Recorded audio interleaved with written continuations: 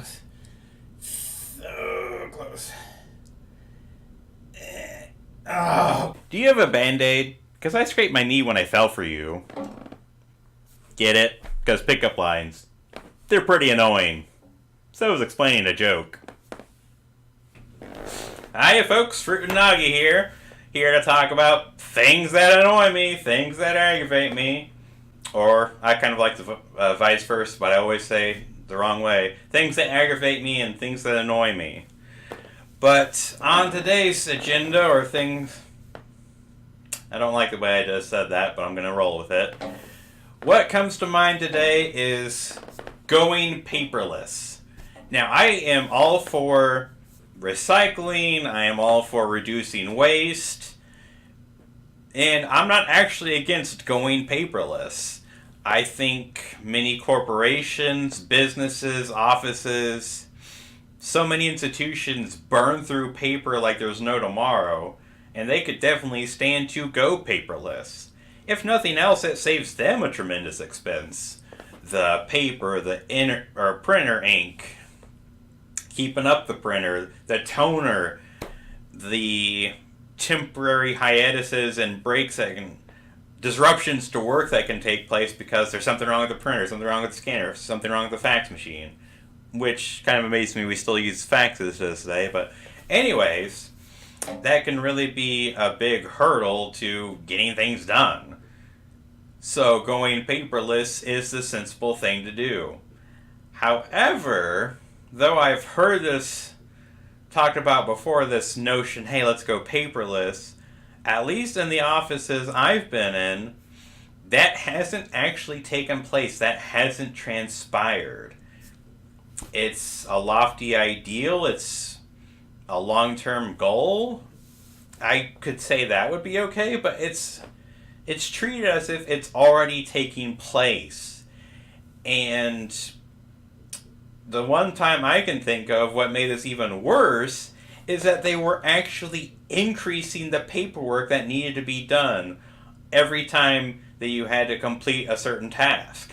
And that was a regular routine task. So, yeah, that's a good goal to aim for, but you're completely undermining your point and you're not supporting that notion. And I guess what bothers me about this so much is they have this goal for the reasons I already indicated, saving money, trying to avoid work disruption, but I use this phrase probably too often, tone deaf.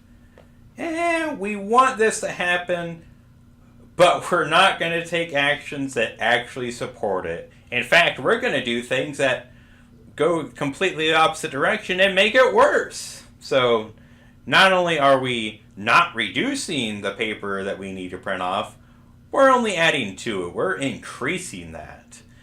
And maybe this is a mental health thing. I worked in the mental health industry, and they kept adding paperwork. I don't know what has been transpiring in just the last few years that would suddenly see this need for an increase in paperwork.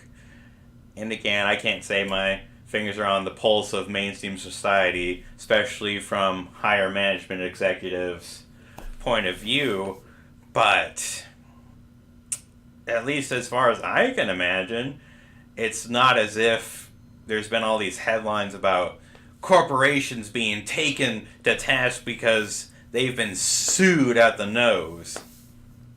And maybe that's because they're going more preventative. Let's stamp out fires before they arise. But again, when you say your notion is to reduce paperwork and then add to it, I don't like setting goals. Setting goals and not meeting them are bad enough. Setting goals and not working toward them, again, bad enough. Setting goals and going in the opposite direction, that's taking it to a whole new level on the procrastination, not getting things done stage. I mean, I'm bad about procrastinating. That's something I need to work on, but I'm not that bad. I mean, I laugh. It's somewhat hilarious, but I guess I should explain briefly the way that they would even intend to go paperless is to replace it with technology. So, for instance, instead of signing paper documents that you print off and hand to people, you would bring up maybe on your monitor, you would turn around, let them read it off the monitor, and then thinking like a grocery store, department store thing when you swipe your debit card and they have you sign on that little touch screen with the stylus pen. Sort of the same idea there. Or conversely, you just have a handheld tablet, hand it to them, let them read through, and either stylus pen or just with their finger, they just write out their signature. Excuse me.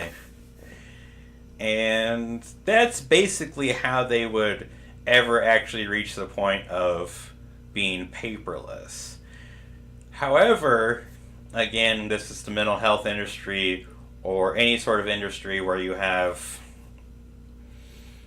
I'll say, not quite disclaimers, but a lot of policies, rules, ethical matters that consumers and the general public need to be aware of. You would have to distribute information to them somehow, and that may not be avoidable through a paperless route only.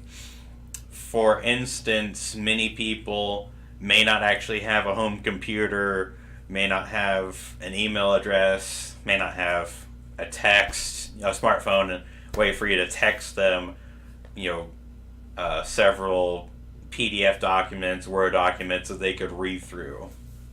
So you would have to print it out and distribute that information to them that way.